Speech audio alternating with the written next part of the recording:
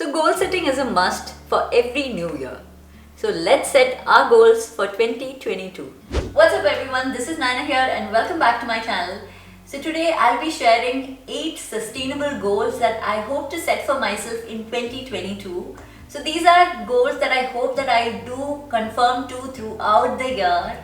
So now let's go on and start this goal setting. So first and foremost, let me reveal to you that I plan to start a sustainable business this year. Yes, this has been in the making for such a long time now. I know I've been hinting at it quite a lot in Instagram, so if you have been following me there, you would probably have seen plenty of stories about it. And I know I've been extremely secretive about it, but trust me, I will be revealing it super duper soon. And I do hope that when I do launch it, I will have the support of all of my dearest friends over here. So yeah, this is something that has been in my mind for over a year now, and it's finally coming into fruition, and I'm excited and very scared at the very same time, but you'll know about it very soon. So I've been slacking off entire 2021 from making proper YouTube videos on a consistent basis, and I'm very well aware of that, but I'm gonna change all of that this year, and I'm definitely gonna make sure that I give you good quality videos on a weekly basis without any failure in 2022. I'm super determined about that because I've had enough of being this slacking person, so I definitely want to do better by you, and also I want you to hold me accountable because that is something that you have the right to ask me. If I have promised you that I will have weekly videos coming out every single week, I want you to hold me accountable for it. I want you to question me if I don't post it properly without any solid reason. I definitely want you to have that right to do it too. So yeah, I promise you that there's going to be proper videos every week this year. With COVID and various other illnesses that we see around us, taking care of my health has been a prerequisite for me right now. And taking care of it sustainably is also very important to me. Climate change and air pollution are like two sides of the same coin. Both of them cause a lot of threat to our health, and yet most of us don't pay too much attention to the air that we breathe in. According to the WHO, every year over 4 million people die because of outdoor air pollution. It's become very common these days to suffer from any of those problems like asthma, allergies, and so much more. And these are all the problems that will be taken care of by the sponsor of this video, which is the Erinum masks. Erinum is a Swedish company that creates highly technological yet fashionable face masks that empower individuals around the world to breathe in very fresh air. So they have two types of face masks. One is the light air mask and the other is the urban air mask 2.0. So both of these face masks are KN95 certified, and the light air mask also has a two-way filtration system and makes it COVID safe as well. And by using a reusable Erinum face mask, you can reduce the amount of disposable masks that are ending up at the landfills and in our oceans. So they partnered with Milky Wire, a Swedish platform that promotes UN Sustainable Development Goals by supporting locally rooted non-profits to donate a part of their revenue through collaborations via the Erinum Fund. And as per my experience of using both of these masks, they are easily selectable. They come in various different sizes for you to choose from, which makes them fit very well on your face, and they're also adjustable as well. So if you want to tighten it even more, that is also possible.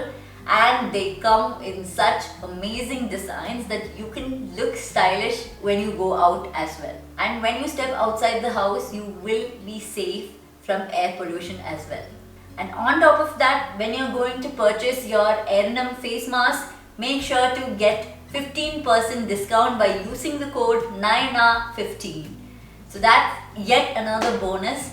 So this is definitely something that I plan to use every time I'm stepping outside the house to make sure that I feel safe even in spite of air pollution in our city. So next is to encourage companies to move towards sustainability.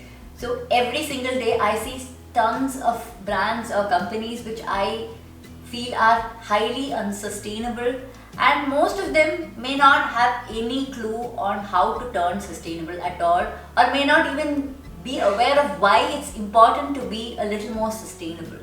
So my hope for this year is to reach out to each of these brands that I see via social media or even emails and let them know why I'm disappointed about their operations or their packaging or their products, and how maybe in just small ways they could shift towards sustainability and they could do equally well or even better maybe by turning green.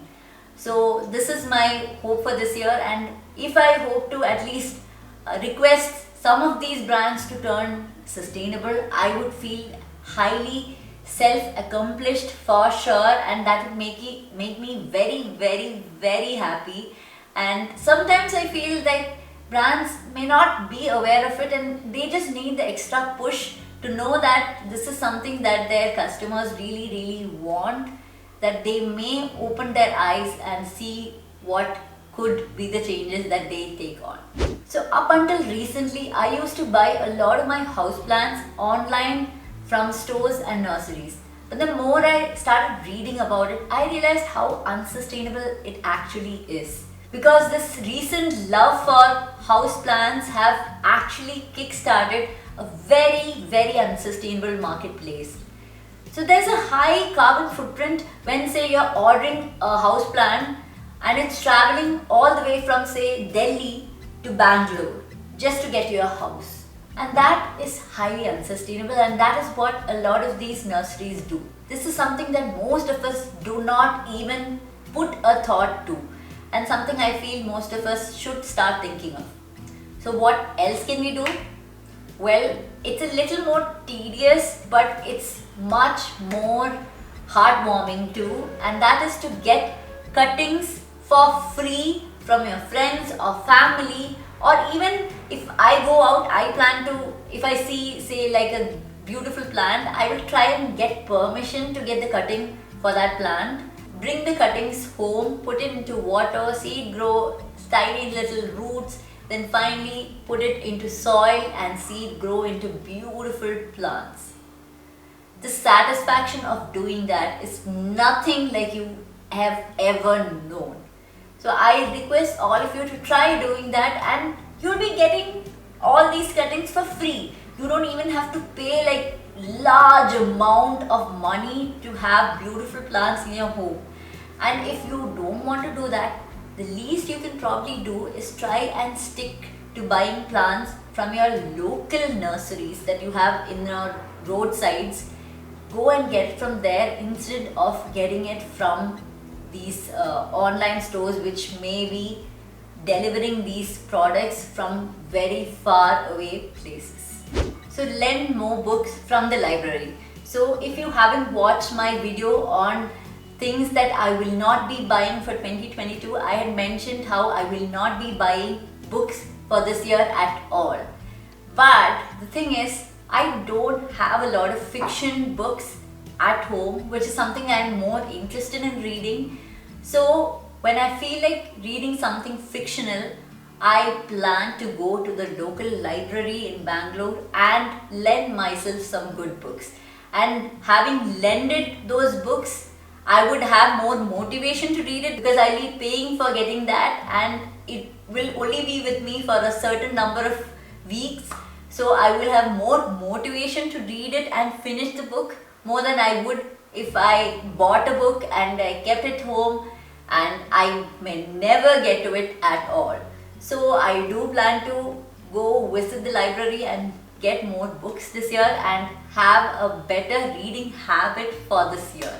Make more store-bought items at home.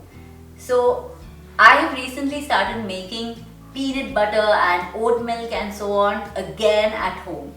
So yes, it does take a little bit more time than just buying it off from the market, but it has no kind of preservatives in it and no chemicals in it, and is much more healthier than anything that we buy from outside. And the best thing is that it's actually 3 to 5 times cheaper than buying from the market too. That is my decision for this year, is to try and make more items like those at home instead of trying to choose those easily from our stores.